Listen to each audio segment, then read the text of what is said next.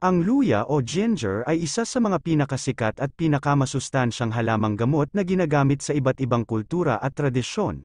Ito ay may taglay na lasa at amoy na nakakapagbigay ng gana sa pagkain at nakakapagpahusay ng kalusugan. Ang luya ay mayaman sa mga compounds na gingerol at shogail, na may biological activities na anti-inflammatory, antioxidant, anti-cancer, anti-allergic, at antimicrobial. Narito ang ilan sa mga benepisyo sa kalusugan ng luya na dapat mong malaman. Nakakatulong ito sa pag-iwas sa nausea o pagduduwal. Ang luya ay may antiemetic properties na nakakapagpahupa ng pakiramdam ng pagsusuka o pagkahilo. Ito ay epektibo lalo na sa mga buntis na nakararanas ng morning sickness, mga taong may motion sickness, at mga pasyenteng sumasailalim sa chemotherapy. Ang 1 hanggang 1.5 grams ng luya ay sapat na upang makaramdam ng ginhawa mula sa nausea. Nakakatulong ito sa paglaban sa pamamaga at pananakit ng muscles. Ang luya ay may anti-inflammatory properties na nakakabawas ng pamamaga at pananakit ng muscles na dulot ng iba't ibang sanhi, tulad ng ehersisyo, arthritis, o menstrual cramps. Ang 2 grams ng luya sa isang araw ay makakatulong para maibsan ang muscle pain at stiffness. Nakakatulong ito sa pagpapabuti ng digestion at pag-iwas sa ulcer. Ang luya ay may gingerols at shogaols na nakakatulong sa pagtunaw ng pagkain at pagpapabilis ng metabolismo. Ito ay nakakapag-activate din ng mga enzymes na tumutulong sa pagprotekta sa lining ng tiyan laban sa ulcer-causing bacteria. Ang luya ay nakakapagpababa din ng antas ng cholesterol at triglycerides sa dugo, na nakakaiwas sa sakit sa puso.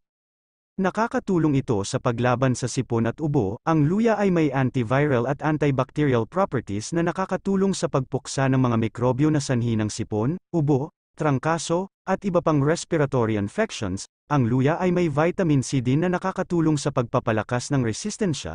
Ang salabat o ginger tea ay isang mabisang inumin para mapainit ang katawan at mapaluwag ang baradong ilong. Nakakatulong ito sa pag-iwas sa cancer.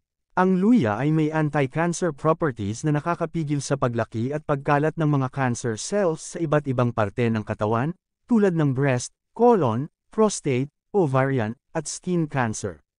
Ang gingerol, ang pangunahing compound ng luya, ay nakakaapekto sa cell cycle, apoptosis, angiogenesis, at inflammation, na mga proseso na may kinalaman sa cancer. Nakakatulong ito sa pagpapababa ng blood sugar level. Ang luya ay may hypoglycemic effects na nakakaapekto sa insulin secretion at glucose metabolism. Ito ay makakatulong para mapanatili ang normal na blood sugar level at maiwasan ang diabetes complications tulad ng neuropathy, nephropathy, at retinopathy. Nakakatulong ito sa pagpapabuti ng brain function. Ang luya ay may antioxidant properties na nakakaprotect sa brain cells laban sa oxidative stress at inflammation na maaaring magdulot ng neurodegenerative diseases tulad ng Alzheimer's at Parkinson's disease. Ang luya ay nakakastimulate din ng memory, cognition, attention, at mood. Nakakatulong para mabawasan ang timbang. Ang luya ay nakakatulong para mapabilis ang pag-burn ng calories at fat sa katawan dahil sa thermogenic effect nito. Ito rin ay nakakatulong para mapigilan ang pagkagutom at cravings dahil sa appetite-suppressing effect nito. Ang pag-inom ng salabat o ginger tea bago kumain ay maaaring makapagpababa ng calorie intake. Nakapagpapalakas ng immune system. Ang luya ay mayaman sa vitamin C, magnesium, at iba pang minerals na kailangan para mapanatiling malusog ang katawan. Ang luya ay may antioxidant properties na nakakatulong para mabawasan ang oxidative stress na resulta ng sobrang free radicals sa katawan.